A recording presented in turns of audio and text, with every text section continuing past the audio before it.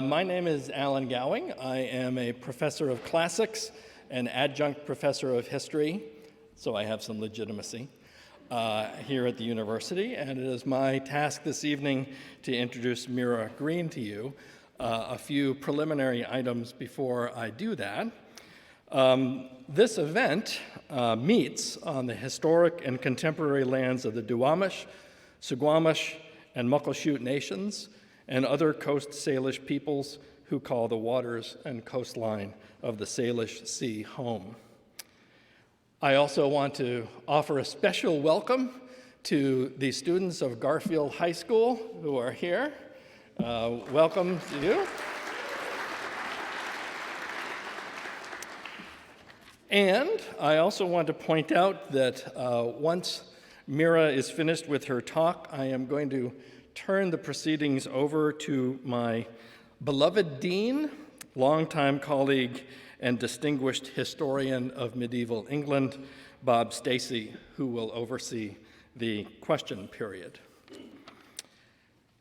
Mira Green is something special. These words were uttered to me a couple of years ago by Mira's dissertation advisor and mentor, Professor Emeritissima Sandra Joschel, who is with us here this evening. And I assured my distinguished colleague that I was quite familiar with Mira's talents. And at the risk of embarrassing Mira, let me recount a little history. I first encountered Mira in a Latin class some years ago when her abilities were immediately apparent to me. In fact, she was one of those students, and many of you will sympathize with this, whose tests and quizzes you graded first because you knew all the answers would be correct. She subsequently took a graduate class with me on the City of Rome in Latin literature, and then she served as a reader for my Age of Augustus class. And finally, I had the privilege, and I do mean privilege, of serving as a reader of her dissertation, which she memorably defended in the spring of 2015. The dissertation research laid the foundations for her subsequent scholarly work, which focuses, to quote Mira herself, on questions of hierarchy and power that are intertwined with ideas about daily life, food, slavery, sexuality, and the material expressions of mastery in the Roman world. This led to several articles, including the delightfully named Cooking Class, in a supplementary series published in 2015 by the prestigious Journal of Roman Archaeology. The dissertation and other work has given rise to a book entitled Digesting Bodies: Status, Gender, and Mastery in Roman Households and Society, which is currently under review by one of the major publishing houses in the field, which I will refrain from naming even though I really want to. Her scholarly work has been recognized with a number of awards and grants, but I'm going to mention here only two. The Women's Classical Caucus, as well as the Lambda Classical Caucus, both major national organizations, recognized her paper entitled Witnesses and Participation in the Shadows: The Sexual Lives of Enslaved Women and Boys in Ancient Rome. They named it the best paper of the year in 2014. Which is quite an honor. Mira was also the recipient of the highly competitive Somsen Fellowship, which supported her during a year of research at the Institute for Research in the Humanities at the University of Wisconsin-Madison in 2017, allowing her a year's respite from her position here as lecturer in the Department of History. And finally, I would be remiss if I did not mention one of her great claims to fame: her remarkable skill as a teacher. Another one of her mentors described her as a rock star in the classroom.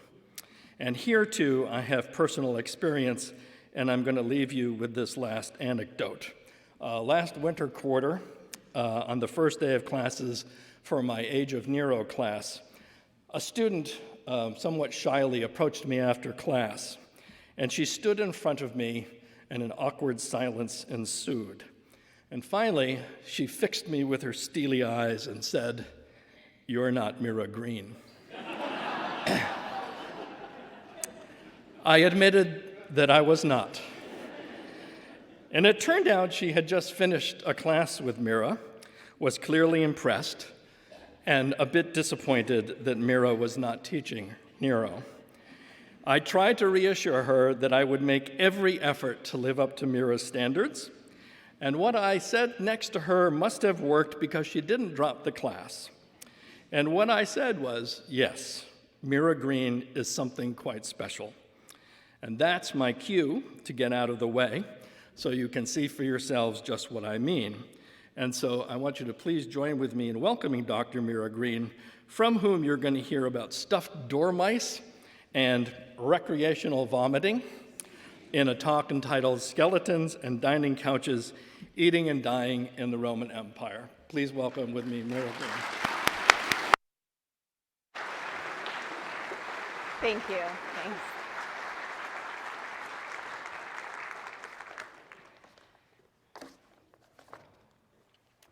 Wow, you should never hear people say nice things about you before you have to talk. It becomes a little bit overwhelming. But thank you, Alan, for those incredibly kind words.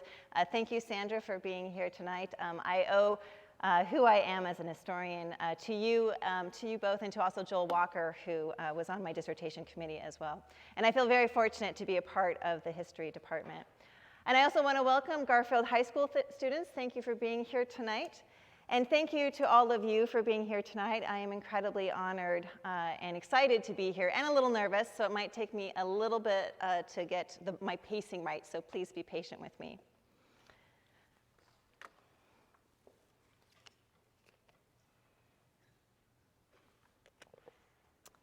All right. So eating, digesting, and excreting. In the first decades of the 21st century, all things pertaining to these somatic needs are ever present in American popular culture. Thousands of books, articles, blogs, podcasts, movies, TV shows, and threads on social media platforms are devoted to food in all of its trending categories: organic, green, simple, artisanal, etc., etc. Recently, the gut has become the new darling of the dietary world. Many experts, some of them self-proclaimed, promote clean eating as a safeguard against a leaky gut.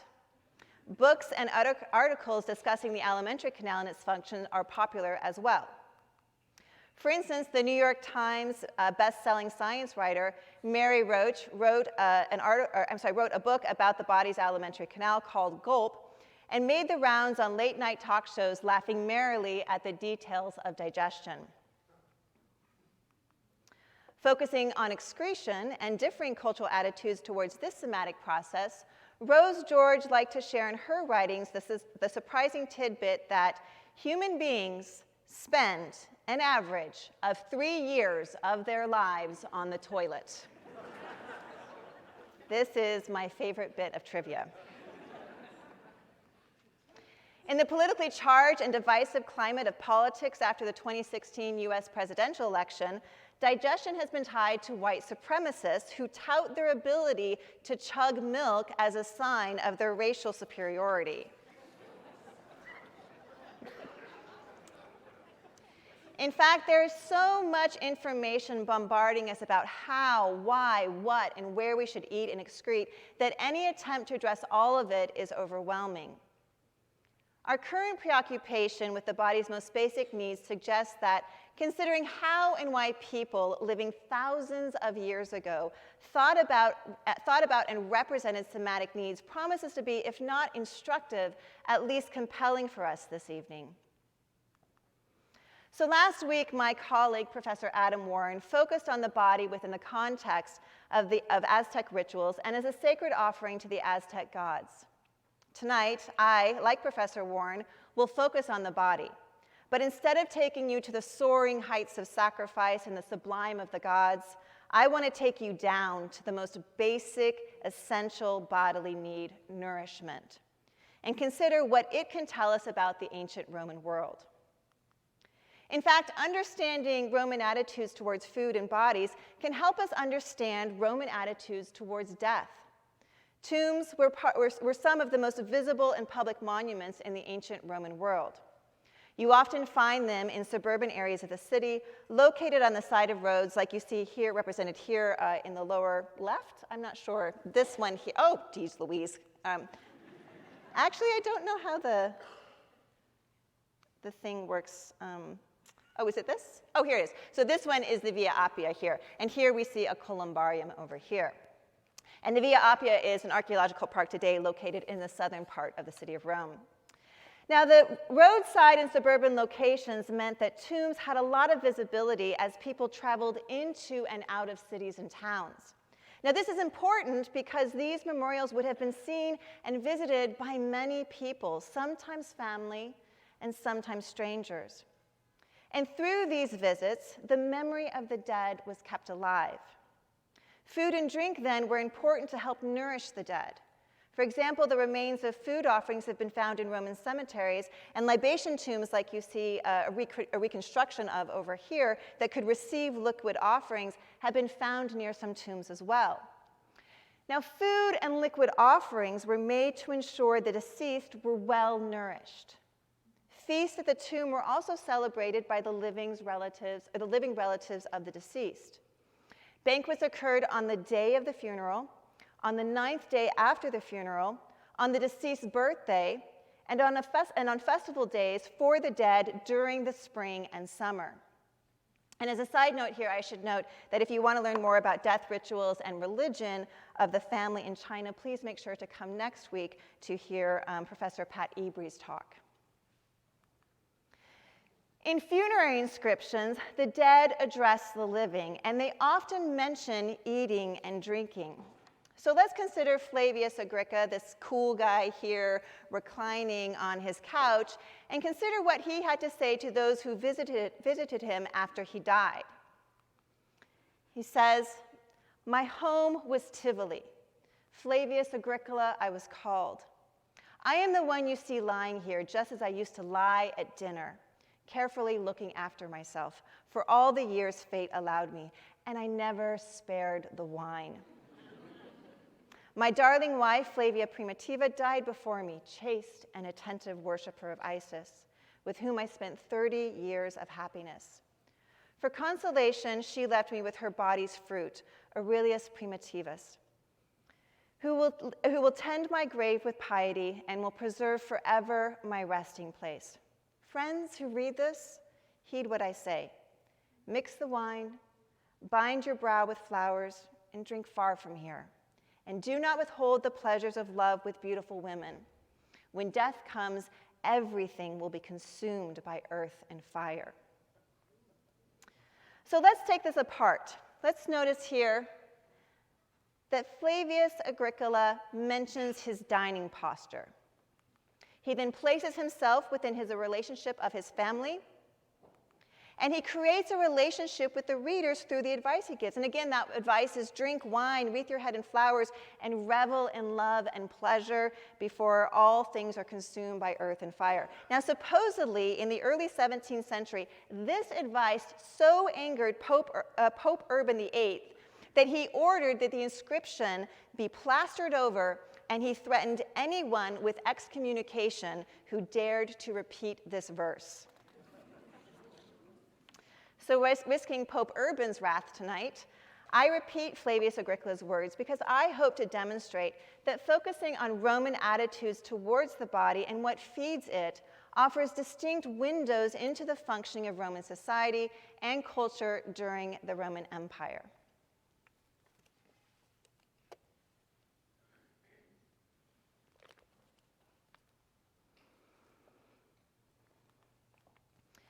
Now, because the body is the main focus of my talk, I should be clear about what I mean when I discuss the body. Now, this is tricky because a single comprehensive definition of the body is impossible to make. The human body is a material thing. It exists in this physical world. But it is also a surface on which powerful social and cultural transcripts are inscribed. Now, as a material thing and an inscribable surface, people's bodies can become tools by which societies make their power real, wordlessly recreating it and reasserting it through social practices and conventions. Now, when bodies conform to societal rules or fashions, they reinforce that society's particular brand of power. Each society makes the body tell a code through practices as far-reaching as initiation ceremonies to torture. Dietary practices and attitudes towards food are some of the most powerful of these practices because they can become so routine and unquestioned. Now, once activities become routine, that is no longer needing to be relearned or rehearsed. They become part of a person's life world.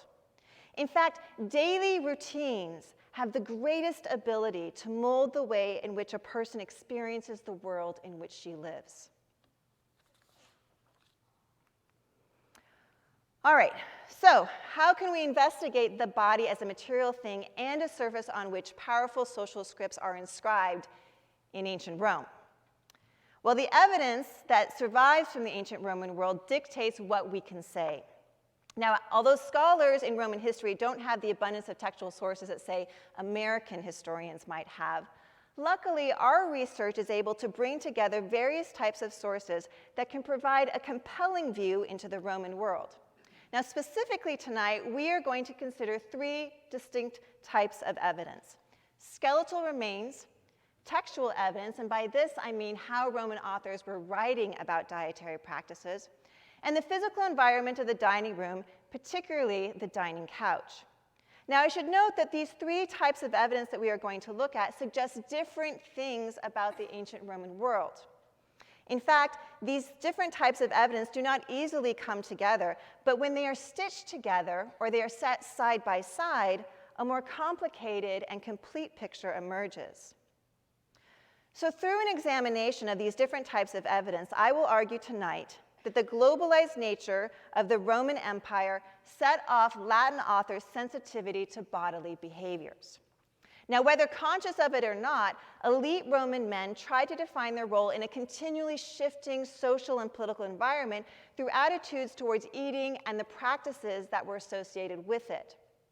Additionally, I will claim that their assumptions about slavery and mastery shaped their dining practices. But before we look at these three different types of evidence, let me give you a very brief, very quick rundown of the history of the Roman Empire and some of its consequences so that we can get a sense of the historical context from which this evidence comes. From its earliest history, Rome expanded its power over others, beginning first with its neighbors in Latium, pushing next throughout the Italian peninsula, then into the Mediterranean world, and then into much of modern-day Europe and the British Isles. Now, the proceeds of Rome's empire were immense, as Rome harnessed resources from local communities and put these into circulation. Roman imperialism unlocked the economic potential of the Mediterranean world, which helped launch new markets that responded to Rome's exploitation of the wealth of empire. It also allowed them to plug into the ancient Indian and Chinese markets.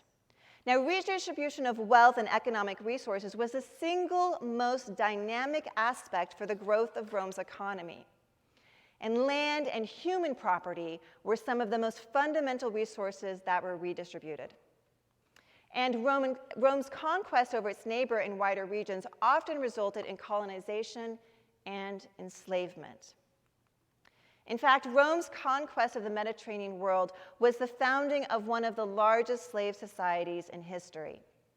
Slaves likely made up 20 to 30% of the population in Rome and Italy during the late 1st century BCE, and one scholar figures that 100 to 200 million people were enslaved in the Roman world over about 20 generations. Rome's institution of slavery was upheld by elite and ordinary Romans. Slavery became so fundamental to Roman society and thought that the Juris Gaius in the 2nd century CE used it to clarify what it means to be human, noting that all men are either free men or slaves. Rome's conquest of Italy and its increased involvement in the Mediterranean world also opened up political opportunities for ambitious men. Now, these men helped influence the transformation of the Roman state from a republic to an autocracy. Through all of this, ordinary and elite Romans faced social and political changes that profoundly affected their position in Roman society. As a result of power gradually centralizing to one powerful man during the last decades of the 1st century BCE, elite Romans watched some of the republic institutions that had played such a critical role in shaping Roman identity take on different forms and meanings. Through the course of the development of the Principate, and by Principate here I mean when Rome was ruled by the emperors, the Roman Italian elite, who had previously enjoyed sole access to positions of power and influence, had to learn to share these with a new elite that was created from communities outside of Rome. Additionally, the citizen body of Rome changed. During the last decades of the Republic in the first 2 centuries CE, there were large grants of citizenship throughout the territories that Rome ruled. The widest reach of Roman citizenship came in 212 CE, with Caracalla's grant of citizenship to all free individuals living in the Roman world. The Roman Empire's ability to draw together diverse regions of the Mediterranean and beyond into a larger system that fostered the movement of goods, people, and ideas has recently led some scholars to turn to globalization theories. Now, applying theories of globalization to the Roman world, this sheds light onto the broad and varied effects of the connectivity that Roman imperialism nurtured. Specifically, current scholarship has emphasized the elective nature of social identity and self-fashioning in a globalized Roman world.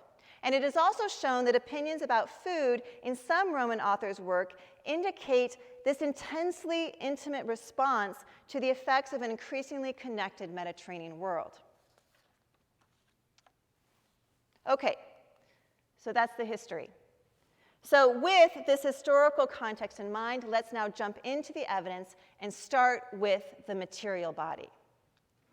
Now, some of the best evidence that we get today for the daily realities of ancient populations comes from the human remains of those who died dramatically and violently during the eruption of Vesuvius in 79 CE. So what you were seeing here, and I should note that this is a photo that my brother took, so thanks, Marlo. But what you're seeing right here are fiberglass replicas of skeletons that were found in ship vaults or boat houses in the ancient city of Herculaneum.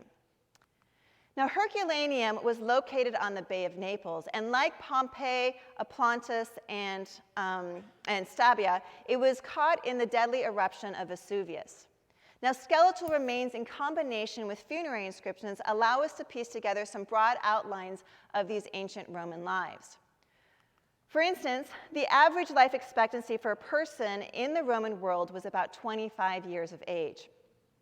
However, this average takes into account the severe rates of mortality at infancy and childhood. It is estimated that up to 30% of children died within the first year of life and 50% before 10 years of age. But after 10 years of age, life became somewhat less hazardous. If a person could make it past those difficult childhood years, specifically those initial years of life, a person might expect to live well past 25 years of age. So for instance, those who were able to reach the age of 5, 80% would likely reach the age of 20, while 30% would reach the age of 60. So on average, a child who reaches the age of 5 could expect to be at least 45 years of age. Now, skeletal evidence also gives us a sense of the ancient diet. For example, forensic anthropologists and bioarchaeologists observed that many skeletons at Pompeii and Herculaneum exhibit marks that recur because of long-term effects of low-level anemia. On the other hand, data from these remains manifest a high level of strontium, which is a mineral found in vegetables that exists in equal amounts found in the soil. So the amount of strontium in the vegetable is the same as the amount that is in the soil. Additionally, strontium is also found in the abundance of fish and those who ingest a seafood-rich diet. So Herculaneum's close proximity to the sea and its ship vaults indicate that fish was likely a major component of this ancient population's diet. And a recent study at Pompeii has the same results.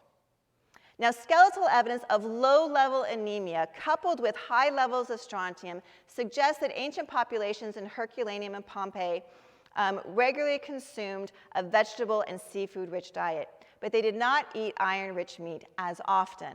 I should note, however, that there is evidence for the consumption of meat like pork and carbohydrates like bread. Now, here's a slide you can sink your teeth into. This joke comes from my chair, Glennis Young, so I just wanted to share that with you all. All right, so teeth provided additional information about diet and health in these ancient populations. Now, people from Pompeii and Herculaneum had excellent teeth with few cavities, well-developed enamel, and strong jaws. These characteristics are consistent with the effects of a low-sugar diet, the consumption of refined flour, and dried meats. Another reason for their excellent teeth could be the result of the natural fluoride in the water that was the result of living near the volcano Mount Vesuvius. However, bioarchaeologists and anthropologists have noticed that many skulls bear the marks of worn-down dental enamel on the back molars, and that this is consistent with patterns of dental wear found in other populations who regularly consumed unrefined wheat products and/or wheat ground in stone mills that leaves traces of stone dust in the flour.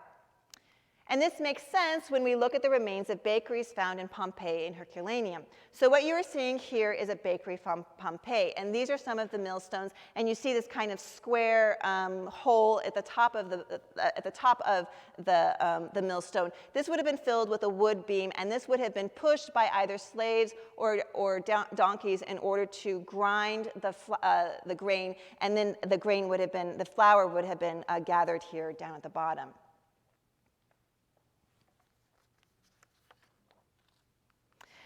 Now, additionally, skeletons from these locations suggest that while some individuals had healthy, well-developed, and rounded bones, others were flattened and bore the marks of development under the stress of overuse. Nearly half of the people examined had some amount of arthritis, and many others appear to have suffered from childhood diseases and famine. There is also evidence for respiratory infections, and some argue this may be potentially the result of indoor cooking. Now, archaeobotany also provides us with more evidence about the ancient Roman diet and their preferences for different types of flavors.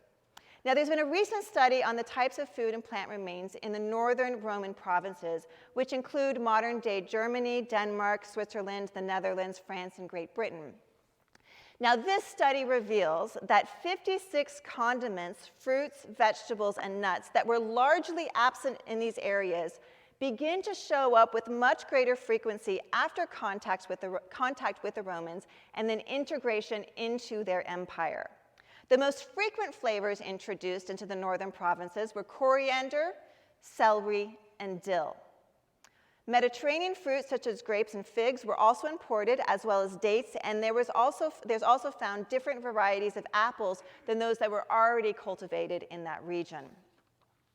A new group of nuts arrives as well. Flavors like rue, aniseed, and black cumin, however, were not as widespread through the rural areas of these northern provinces. Rather, these flavors seem to be most desired by the members of the urban elite and Roman officers. Black pepper is also found, and it was the flavoring most often mentioned in Roman sources on food. Now, black pepper was costly, partly because it was a flavor that was perceived to be a taste of India.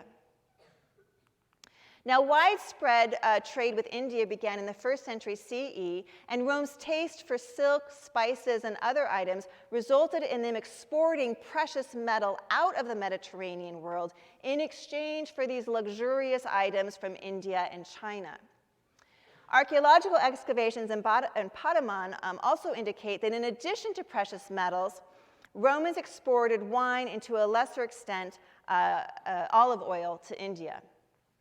So the study of food and plant remains in the northern Roman provinces indicate how trade within the Roman Empire had significant daily consequences for people's dietary behaviors.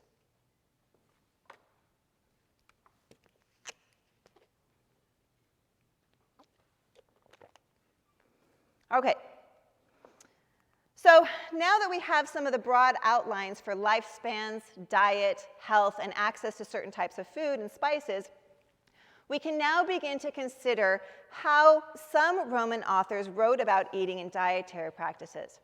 By doing so, we will consider how the body can be a surface on which social transcripts and rules are inscribed. Now, because the proceeds of Rome's empire were immense and its political dominance over the broader Mediterranean world launched new markets, goods and knowledge of various communities were made available to Rome. Now, responding to this increasingly connected Mediterranean world, some elite Roman men attempted to signal their membership to specific social networks. Now, other scholars have argued that membership in this Roman political and social elite included the acceptance and display of certain behaviors and cultural markers, particularly as relates to literary and artistic reference points or attending banquets and drinking parties. I agree with all of these claims, but I think that Latin authors also relied on specific attitudes towards dietary practices to indicate how they were distinct from, or perhaps even better than, those who might presume to be their peers. So that you can understand where I'm coming from, let me tell you what has influenced my thinking. My thoughts on the dietary convictions of elite Roman men living in Roman Italy are influenced by Elizabeth Currid Hackett's recent work, The Sum of Small Things. Has anybody read this? No. Oh, it's interesting. So in this book, she talks about the practices of the current elite, our contemporary elite, and those who aspire to be so. Now, because of the relative ease of access to material goods in our contemporary society, she argues that luxury items do not transmit claims of social position as they once did. Now, as a result, this current elite has altered its consumer habits away from overt materialism to more subtle expenditures that reveal status and knowledge. Now, in combination with other daily behaviors, Currid Hackett observes that buying organic produce, eating free-range chicken and heirloom tomatoes, and bringing your own shopping bags to grocery stores are now the current markers of cultural capital, and I do every single one of these. So I'm not judging anyone in this but there's no judgment here. I do all of these things. And I think that she should, in fact, spend more of her time in her work discussing how these actions had their roots in resistance and activism. But nevertheless, I think she rightly claims that these types of choices regarding food and cultural knowledge are often framed as moral decisions that a person makes for her health or her community, but they can ignore the deeply embedded socioeconomic realities that govern such decisions. For example, people like Gwyneth Paltrow, and I don't mean to pile on to the hatred for Gwyneth Paltrow, but people like her have put themselves forward as health and lifestyle experts, and they promote this type of clean eating and this organic eating that is good for yourself and your family and your community. And Gwyneth Paltrow even makes a claim that her recipes are easy. But when her cookbooks first started coming out, various media outlets published articles about the actual cost of trying to follow her daily meals. To do so, a person would need to spend about $300 a day in order to prepare these easy meals, right? So this makes them out of reach for most people. So following these organic and easy dietary practices, like the one Gwyneth Paltrow promotes, can also be about making claims about your status and wealth. Now, while the historical context is clearly different for the Roman world, what is helpful from Currid Hackett's analysis is that it focuses on how choices and practices, not goods, are heralded as the true indicators of status, and they are often presented as moral, I have a little bit of a sore throat. They are often presented as moral choices.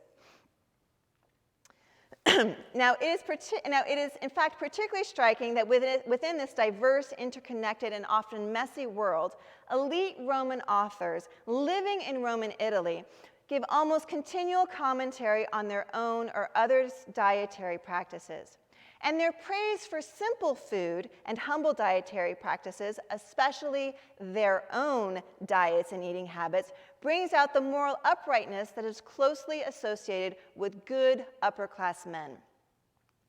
Now, I don't want to overwhelm you with providing you a ton of examples from various ancient authors, so I thought it would be helpful to look at just two themes that we see in two Roman writers. We're going to look at Seneca the Younger, who was the tutor to the Emperor Nero, and Pliny the Elder, who wrote an encyclopedic work called the Natural Histories for the Emperor Titus.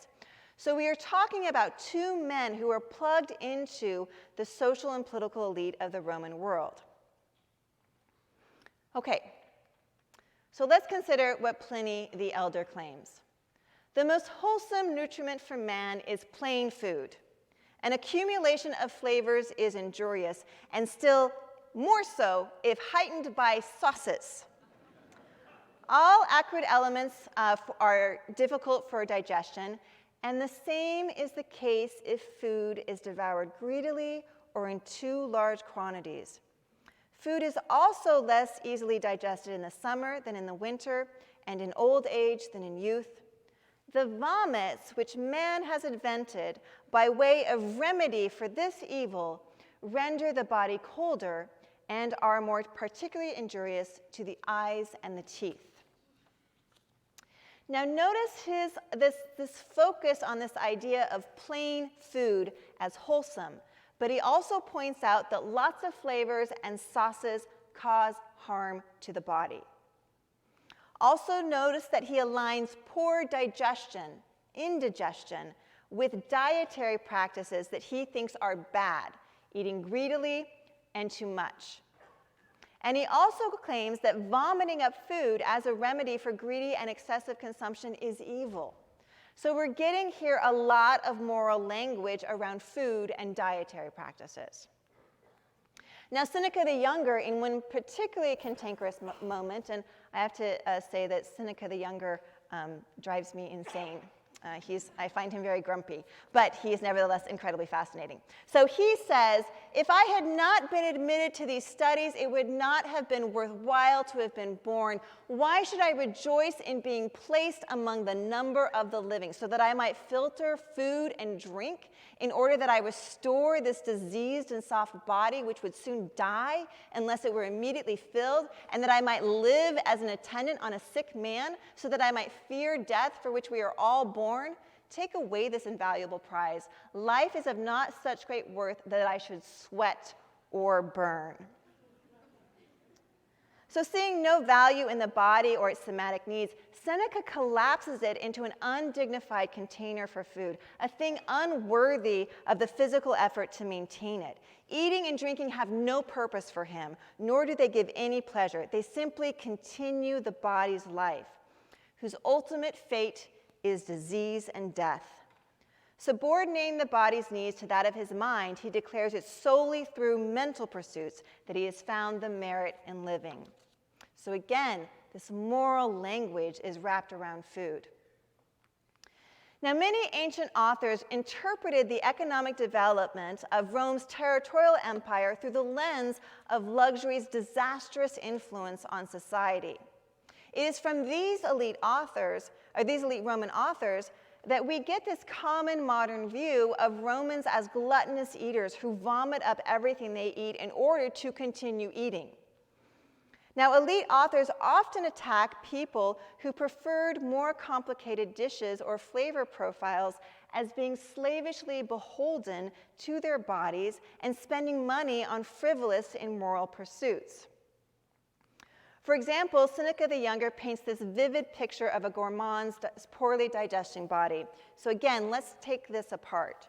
He says, then comes paleness, and a trembling of wine-sodden muscles, and a repulsive thinness, due rather to indigestion than to hunger. Then weak tottering steps and a reeling gait, just like that of drunkenness. Then dropsy spreading under the entire skin, and the belly growing to a paunch through an ill habit of taking in more than it can hold.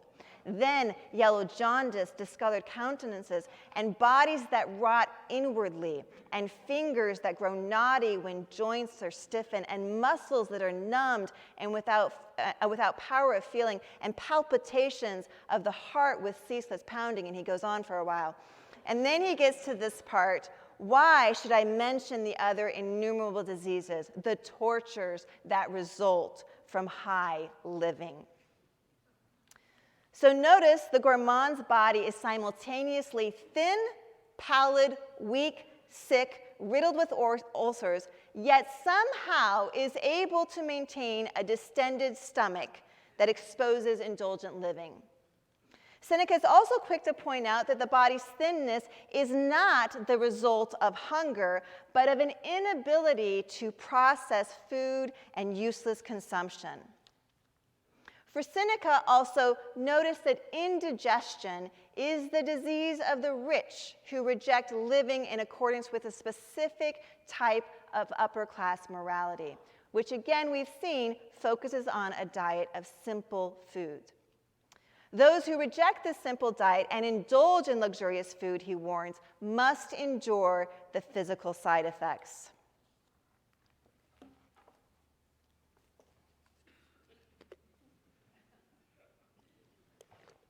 Now, Roman authors also used dietary practices to signal those who are foreign to Roman society or those who are non-Romans.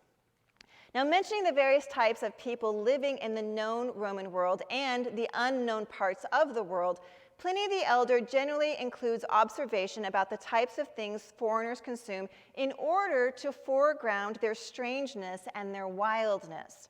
For instance, he claims that cave dwellers live on snakes and they have no voices.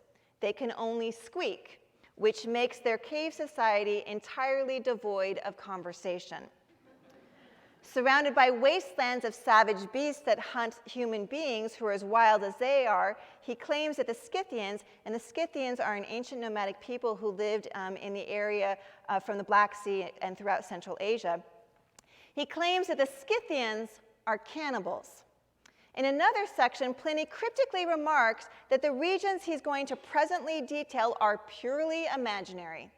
But he nevertheless goes on to name the different types of people and their dietary practices. He talks about the agriophagi, the wild beast eaters who live on panthers and lions, the pamphagi, the all-eaters who consume everything, the anthropophagi are man-eaters, and the kainomolgi are dog milkers, and they are additionally known for their dog heads. But ending his list of fictional eaters, Pliny finishes with the Ethiopians, who he says live on dried and salted locusts. And implying the deficiency of this Ethiopian food staple, he notes that they do not live beyond 40 years of age. Now, Pliny points out the strangeness of foreigners' eating habits in order to signal that they stand outside of Roman norms. His similar analogies of wild and weird and sometimes frightening eating habits of the Scythians and the Ethiopians, who are real ancient civilizations, with admittedly fictional groups, conceptually allies his perceptions about real foreigners with fantasies about strangers.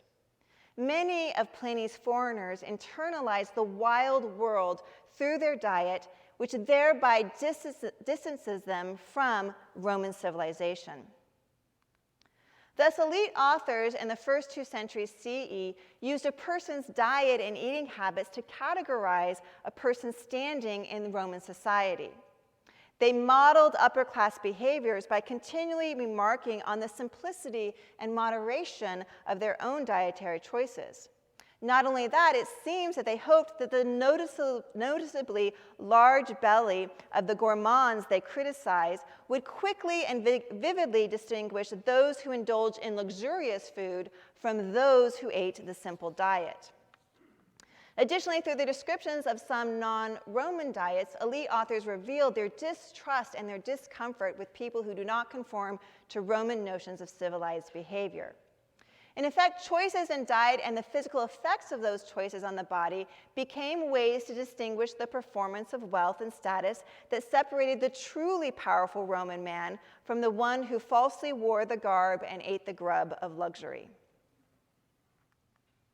So to round out our study of bodies and food in the Roman world, I now want to consider the physical setting of a banquet in a Roman house.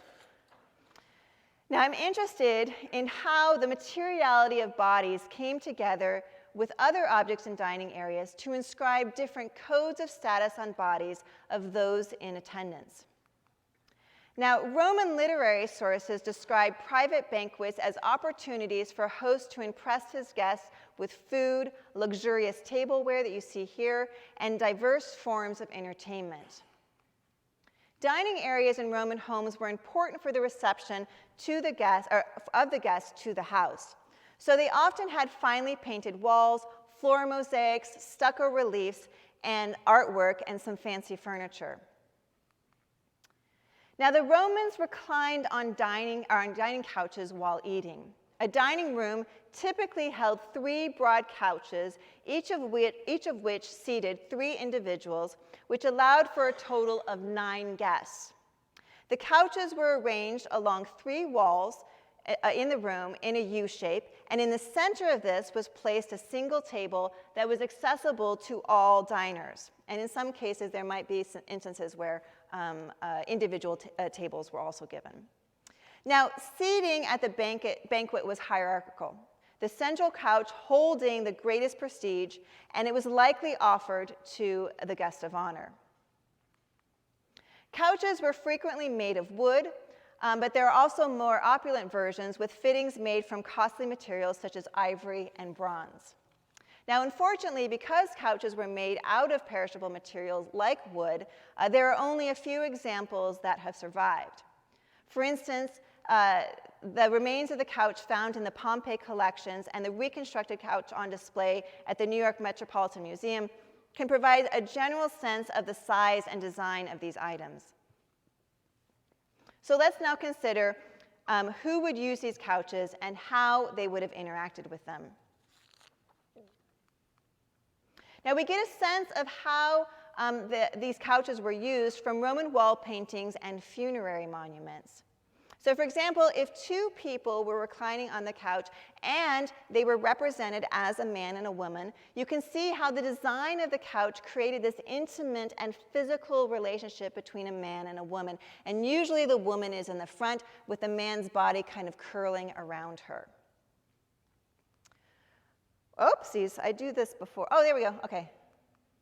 Now, for dinner with men, notice how men recline or sit in different ways to avoid that intimate contact that we saw represented between male and female diners.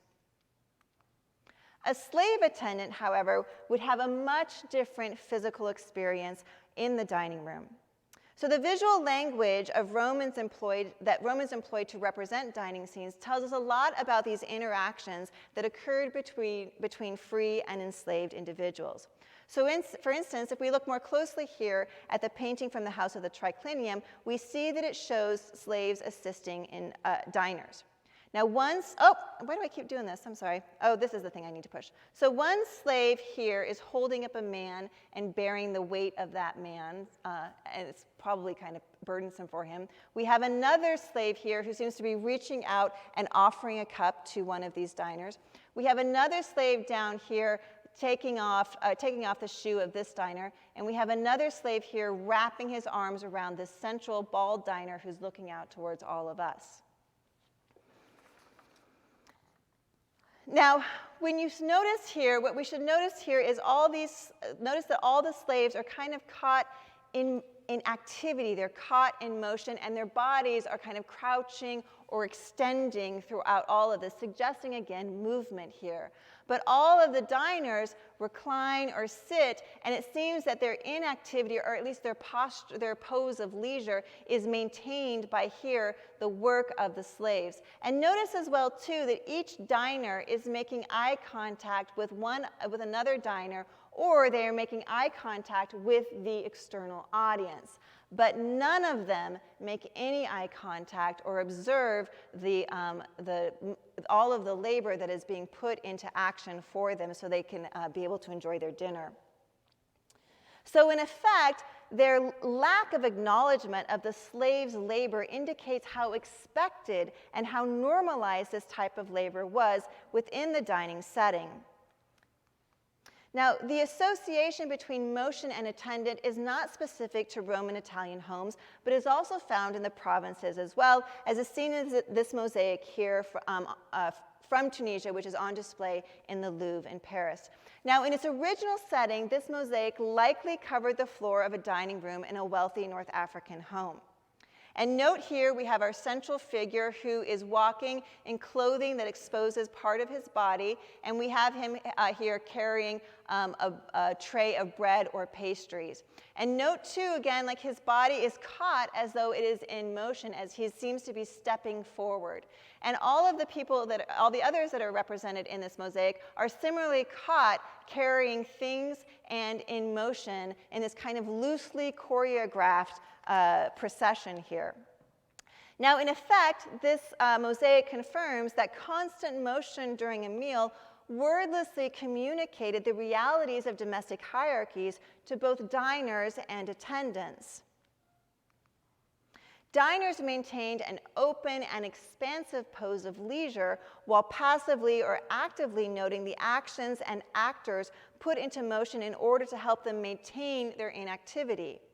For the slaves attending the meal, they experience this event much differently as they bend, they crouch, they walk, or they bear various items in order to sustain another's leisure.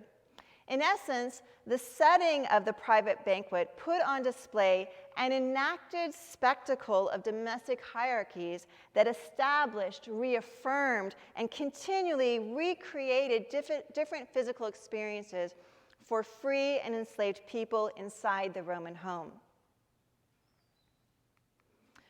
So this evening, we have considered 3 different types of evidence in order to explore Roman bodies and the types of cultural activities and attitudes that surrounded the body's need to eat. All of these types of evidence have suggested different yet related insights into the Roman world. Through an examination of skeletal remains, we learned about Roman health, lifespans, diets, and the average stature of a person living in the Bay of Naples. Through a study of the result of food and plant remains in the northern Roman provinces, we also saw how the connectivity of groups of goods and people that the Roman Empire fostered had direct effects on the types of flavors and foods that they ate. Additionally, we saw how the connectivity of goods, peoples, and ideas set off elite Roman men's sensitivity to dietary practices and how they used their own and others' eating behaviors to signal class, morality, and foreignness. And finally, we saw how the setting of the private banquet helped to continually establish and recreate domestic hierarchies and the power imbalances between free and enslaved members. So I hope that I have demonstrated that a focus on food and the body in the ancient Roman world is instructive and compelling. Thank you.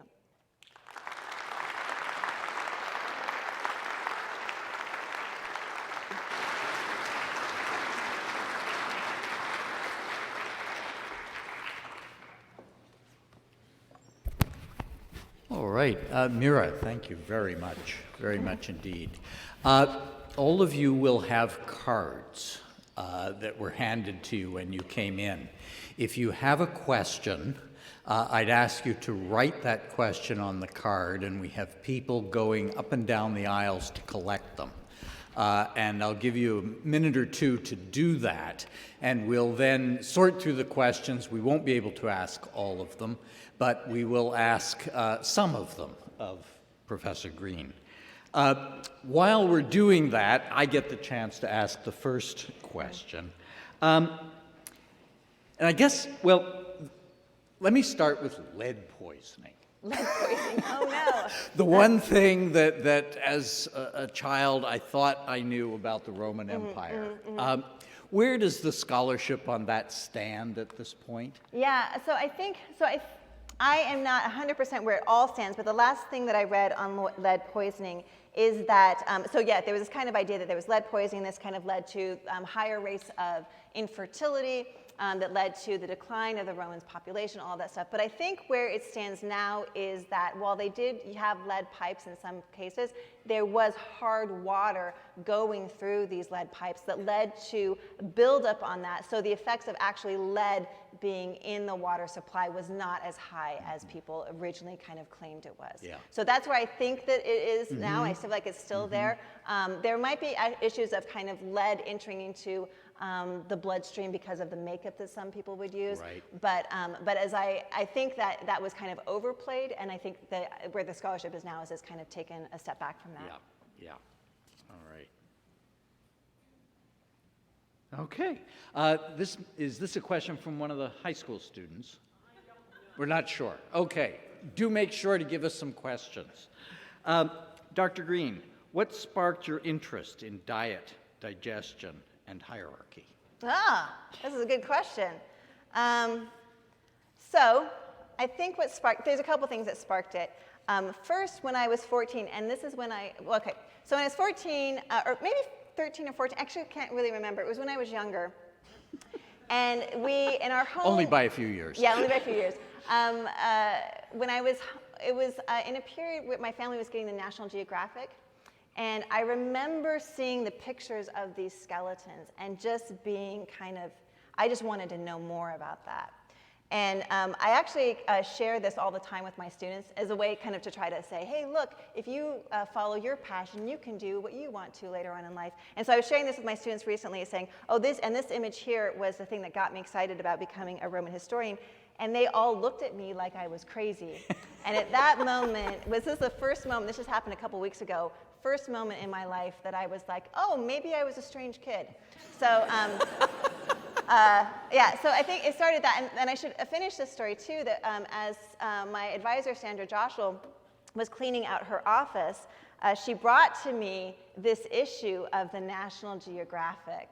And I just thought it was so lovely. And this is another thing, this is me being superstitious. So the first story is on Pompeii, and then the next story is on the Olympic Peninsula in Washington. So my research has gone to Pompeii, and I now live in Washington. The next story is Brazil. So if anybody knows how to get me to Brazil, I would love to go. But then I think how I became interested in diet specifically was when I was in a seminar on slavery with Sandra Joshua, and I was my first year of graduate school, so I was freaking out, and I had stomach problems all the time, and I was reading Cato the Elder's manual, and he has all of these recipes for laxatives, and I was like, this is fascinating. And I felt him because my stomach hurt as well too, but I was like, this is so interesting, and so I wanted to spend my time then looking at that. So that's where my interest came from. All right, all right. Did women eat separately? Was there co-ed dining? There was co-ed dining. So it's not like the Greek world where though I think that there's probably some debate about this as well too, but specifically with drinking parties in the Greek world, those respectable women were not, I still believe, were not expected to attend drinking parties. But in the Roman world, respectable women would dine with their husbands. There was not separate dining there. But in general, what you do see is that if they are represented on dining couches, there is expected kind of a sexual relationship that is supposed to be represented in that representation between male and female diners on dining couches. So yeah, they could dine and eat with their husbands or their families, yeah. And we have a question about dormice. Oh, geez Louise. Yeah. How did they fit into the Roman diet? What was the average size of a dormouse? What are we talking about here on dormice? I should have expected this question, and I did not prepare anything for that question. So my focus so far has been on the way in which Roman authors write about dietary practices, but I have looked a little bit at the types of foods that they do make. So dormices, I do know that they have those pots where dormices were supposed to, dormices, is that the word? Dormice, thank you. Yeah, I don't know why. Anyway, they have these pots where dormice were supposed to be grown and fed, but I don't know how popular they were. I think they were seen more as a delicacy. But what I have noticed, what I have tried to do, I'm pivoting here away from that question. What I have noticed, my students and I, in a class that I taught a couple years ago, we did do a Roman banquet where we cooked a few of these different dishes. And what I noticed about the flavors of Roman food is it's really actually filled with pepper and cumin, and it's actually very tasty. So what we did is we cooked, one of the things that I have enjoyed cooking have been these cheesecakes that you get out of Cato the Elder's agricultural manual. And one of them is called placenta, but it's not a placenta. But it's this kind of layered cheese. I think it's kind of like a sweet layered, kind of like a lasagna cheese dish that's wrapped in kind of a pie crust. And you cook it under bay leaves underneath it, and it creates this really peppery cardamom-y flavor, and then you drizzle it with honey, and it's delicious. So I think what happens is a lot of people want to focus on how weird the Roman diet was, but when you actually try some of their dishes, they're quite delicious. One of my students did make an omelet with brain. He did follow that one. That was kind of gross. But in general, the food is actually quite delicious. So we do have some Roman cookbooks. We have Roman cookbooks, and there have been a lot of people who have done some very cool work adapting Roman recipes for modern kitchens. And I'd be happy to recommend some of them, but they're the dishes are actually quite good. Yeah, great. So what about the middle class, the merchant class, not terribly wealthy, sort of middle of the road, not poverty-stricken? How were their dining habits, the foods they ate, where they ate, and so on? How would they differ from the upper class that tends to be represented in pictures? Yeah, well, you know what? A lot of people kind of try to focus on this recipe book called by Apicius. They focus on this book, and Apicius was supposed to be this kind of well-known gourmand who lived in the Roman Empire. And so there's this collection of recipes, and a lot of people previously had read these as examples of kind of luxury or kind of trying to show this was high empire, that they weren't really recipes that people would actually make or use. But a recent translation, and with a really great introduction by Sally Granger and Christopher Graucock, have looked at these recipes, and they argue that in fact what you're seeing in these recipes are the types of things that normal middle-class Romans would have used, and they would have been able to use these recipes by simply just growing things in a windowsill garden. So I think that if you want to know about what the dietary practices of the Roman middle classes, in many respects, or the type of food that they ate would have been not similar. You can find them in the cookbook of Apicius as well. And did people buy a lot of food just on the street? Did people have their own kitchens? Oh, so that depends. Okay, so yeah, so some of the cooking practices could be a little bit different so some people, if you didn't live in a large house and you were living in these smaller areas, or a smaller apartment, let's say, you could then go out and buy a lot of food on the streets, and there's a lot of kind of different places where you could go up and get some sort of kind of not fast food, but a type of ready prepared food. They would often go and buy baked bread and not necessarily be baking bread within their home. In these smaller places, what they would do is they would often use a brazier rather than a full-on kitchen bench. I like to call them a kitchen bench. A kitchen bench is usually in a Roman house. They're kind of built up against a wall. They have an arch or a square underneath them where fuel would be stored. And that would be kind of found in these larger kitchen areas. But if you're living in a kind of a small apartment building, what they normally used there was a brazier. And the type of fuel that they would have used, or people argue that they used, was charcoal. Now, charcoal could have had long-term effects on health if it doesn't burn cleanly. But there are some examples of possibly cooking on these smaller braziers in home. But you could get food out in the street as well. Yeah. Tell us more about the role of recreational vomiting. One of the high school students would really like to know more about high school recreational vomiting. Now, again, what I think is happening here, I think that you see a couple things in the sources. On the one hand, you see people like Pliny the Elder, like Celsus, like others, who claim that what we're seeing is this recreational vomiting, or that people are eating so much so that they can puke and eat more. So what I think we need to be careful about accepting this idea, because what you see is it's wrapped up in this moral language while they're trying to say that this is what people who don't know how to treat their bodies well, don't know how this kind of moral practice of eating that we do, this kind of simple practice of eating, this is what they do. So I am reluctant to think that there is, I'm reluctant to kind of embrace that idea completely. I feel like it's like more of a way that the elite are trying to attack people who they think are encroaching upon their prestige and power. This is how I interpret it. However, I will say that there are a lot, you do see in these ancient authors' works, so in Celsus and in Cato the Elder and in Pliny, that they are concerned about indigestion, that they are actually quite worried about it. So vomits are prescribed as a way to try to deal with the problems of indigestion, as well as like lettuce and cabbage. Those sort of things are also trying to deal with indigestion. So I don't, people will probably disagree with me, but I don't think that, I think that's more of a way to try to attack people than perhaps what we're really seeing happen. That's my argument. Yeah. So I stand by it. Yeah, good. So Pliny and Seneca, are they the Gwyneth Paltrows of their era? People I would putting love them out to. this sort of simple food thing, but maybe not a good guide to what the upper class would actually have done? Yeah, I mean, I kind of read them that way. I think that you often see them promoting this idea of simple eating. You see this in the poets as well, too. Like, you see, I believe it's Marshall who says, come over, friend, I'll have you over for dinner. And when you come to my place, we'll have just like simple food, none of this crazy stuff, and we won't be attacked by all of these kind of singing people and people reciting bad poetry. And so I think what you see is a claim that they don't do those things.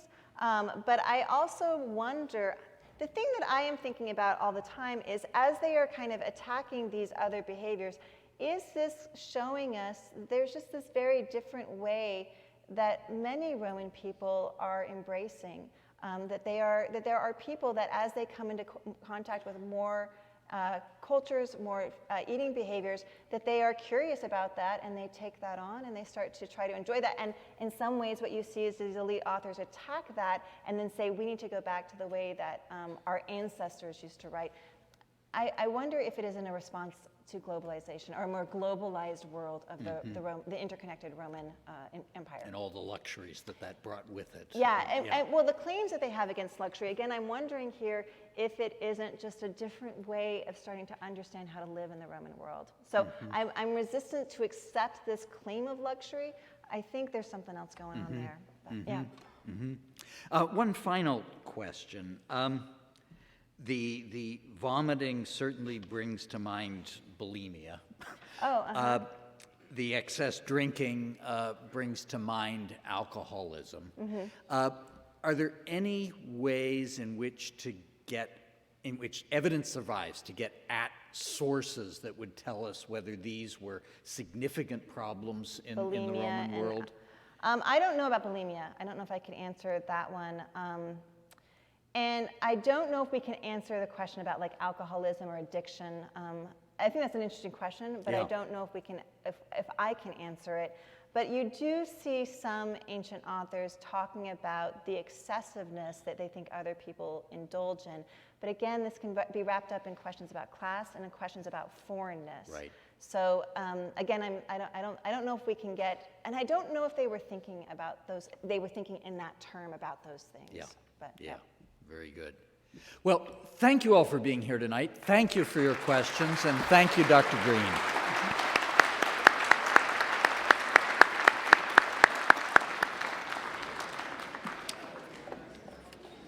You did a great job on those questions. Thank you. Thank you.